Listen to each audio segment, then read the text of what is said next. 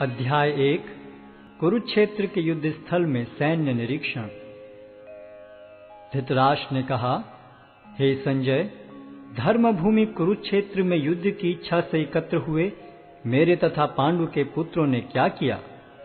संजय ने कहा, हे राजन, पांडु पुत्रों द्वारा सेना की व्यूह रचना देखकर राजा दुर्योधन अपने गुरु के पास गया और उसने ये शब्द कहे, हे आचार्य, पांडु पुत्रों की विशाल सेना को देखें, जिसे आपके बुद्धिमान शिष्य द्रुपद के पुत्र ने इतने कौशल से व्यवस्थित किया है। इस सेना में भीम तथा अर्जुन के समान युद्ध करने वाले अनेक वीर धनुर्धर हैं, यथा महारथी युयुधान, विराट तथा द्रुपद। इनके साथ ही धृष्टकेतु, चेकितान, काशीराज, पुरुजित, कुंतीभोज तथा शैब्य जैसे महान शक्तिशाली योद्धा भी हैं। पराक्रमी युधामन्यु, अत्यंत शक्तिशाली उत्तमौजा, सुभद्रा का पुत्र तथा द्रौपदी के पुत्र, ये सभी महारथी हैं। किंतु हे ब्राह्मण श्रेष्ठ, आपकी सूचना के लिए मैं अपनी सेना के उन नायकों के विषय में बताना चाहूंगा जो मेरी सेना को संचालित करने में विशेष रूप से निपुण हैं। मेरी सेना में स्वयं आप, भीष्म, कर्ण, कृपाचार्य, अश्वत्थामा, विकर्ण तथा सोमदत्त का पुत्र भूरिश्रवा आदि हैं, जो युद्ध में सदैव विजयी रहे हैं। ऐसे अनेक वीर भी हैं जो मेरे लिए अपना जीवन त्याग करने के लिए उद्यत हैं। वे विविध प्रकार के हथियारों से सुसज्जित हैं और युद्ध विद्या में निपुण हैं। हमारी शक्ति अपरिमेय है और हम सब पितामह द्वारा भली भांति संरक्षित हैं, जबकि पांडवों की शक्ति भीम द्वारा भली भांति संरक्षित होकर भी सीमित है। अतएव सैन्य व्यूह में अपने अपने मोर्चों पर खड़े रहकर आप सभी भीष्म पितामह को पूरी सहायता दें।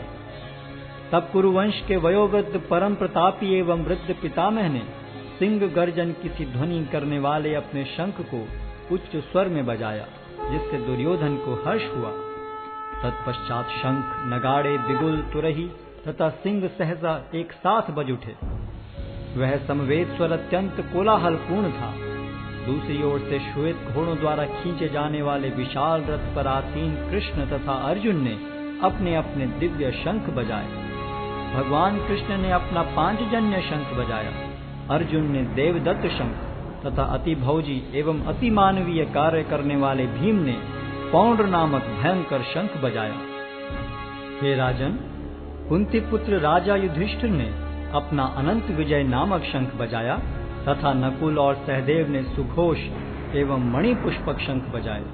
महान धनुर्धर काशीराज, परम योद्धा शिखंडी, धृष्टद्युम्न, विराट, अजय सात्यकी, द्रुपद, द्रौपदी के पुत्र तथा सुभद्रा के महाबाहु पुत्र आदि सबों ने अपने अपने शंख बजाए। इन विभिन्न शंखों की ध्वनि कोलाहल पूर्ण बन गई, जो आकाश तथा पृथ्वी को शब्दायमान करती हुई धृतराष्ट्र के पुत्रों के हृदय को विदीर्ण करने लगी। उस समय हनुमान से अंकित ध्वजा लगे रथ पर आसीन पांडुपुत्र अर्जुन अपना धनुष उठाकर तीर चलाने के लिए उद्यत हुआ। हे राजन, धृतराष्ट्र के पुत्रों को व्यूह में खड़ा देखकर अर्जुन ने श्री कृष्ण से ये वचन कहे। अर्जुन ने कहा, हे अच्युत, कृपा करके मेरा रथ दोनों सेनाओं के बीच ले चलें, जिससे मैं यहाँ उपस्थित युद्ध की अभिलाषा रखने वालों को और शस्त्रों की इस महान परीक्षा में जिनसे मुझे संघर्ष करना है उन्हें देख सकूं। मुझे उन लोगों को देखने दीजिए जो यहाँ पर धृतराष्ट्र के दुर्बुद्धि पुत्र दुर्योधन को प्रसन्न करने की इच्छा से लड़ने के लिए आए हुए हैं।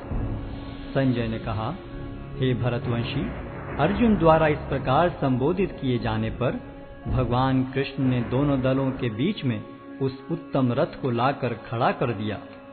भीष्म, द्रोण तथा विश्व भर के अन्य समस्त राजाओं के सामने भगवान ने कहा कि हे पार्थ, यहाँ पर एकत्र सारे कुरुओं को देखो।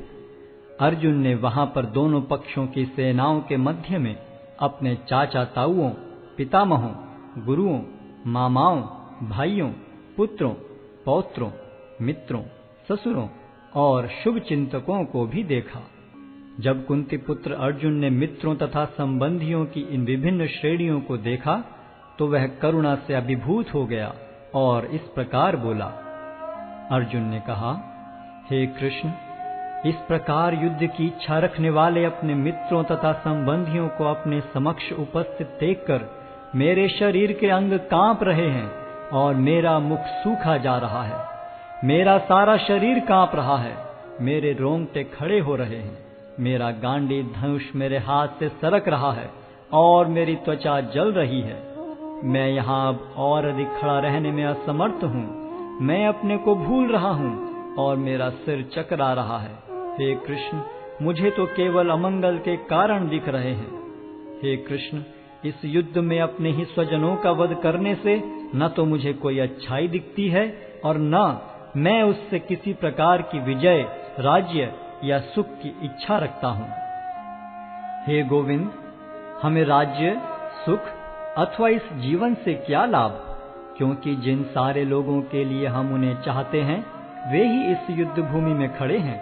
हे मधुसूदन, जब गुरुजन, पितृगण, पुत्रगण, पितामह, मामा, ससुर, पौत्रगण, साले तथा अन्य सारे संबंधी अपना अपना धन एवं प्राण देने के लिए तत्पर हैं और मेरे समक्ष खड़े हैं, तो फिर मैं इन सब को क्यों मारना चाहूंगा, भले ही वे मुझे क्यों न मार डालें। हे जीवों के पालक, मैं इन सबों से लड़ने को तैयार नहीं, भले ही बदले में मुझे तीनों लोग क्यों न मिलते हों। इस पृथ्वी की तो बात ही छोड़ दें। भला धृतराष्ट्र के पुत्रों को मारकर हमें कौन सी प्रसन्नता मिलेगी। यदि हम ऐसे आतताइयों का वध करते हैं तो हम पर पाप चढ़ेगा। अतः यह उचित नहीं होगा कि हम धृतराष्ट्र के पुत्रों तथा उनके मित्रों का वध करें। हे लक्ष्मीपति कृष्ण, इससे हमें क्या लाभ होगा और अपने ही कुटुंबियों को मारकर हम किस प्रकार सुखी हो सकते हैं।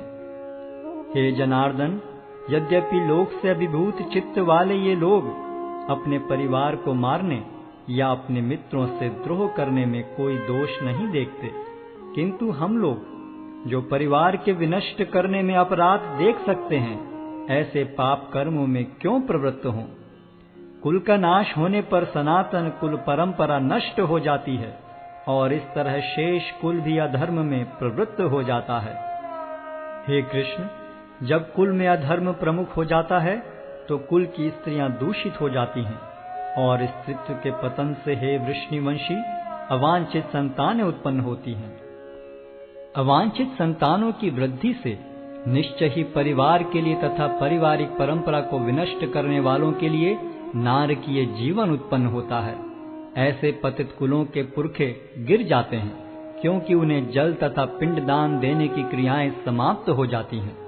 जो लोग कुल परंपरा को विनष्ट करते हैं और इस तरह अवांछित संतानों को जन्म देते हैं, उनके दुष्कर्मों से समस्त प्रकार की सामुदायिक योजनाएं तथा पारिवारिक कल्याण कार्य विनष्ट हो जाते हैं। हे प्रजापालक कृष्ण, मैंने गुरु परंपरा से सुना है कि जो लोग कुल धर्म का विनाश करते हैं वे सदैव नरक में वास करते हैं। ओह, कितने आश्चर्य की बात है कि हम सब जघन्य पाप कर्म करने के लिए उद्यत हो रहे हैं।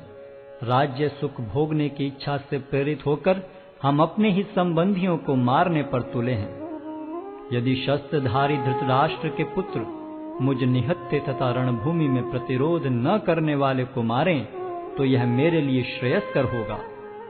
संजय ने कहा, युद्ध भूमि में इस प्रकार कहकर अर्जुन ने अपना धनुष तथा बाण एक ओर रख दिया और शोक संतप्त चित्त से रथ के आसन पर बैठ गया।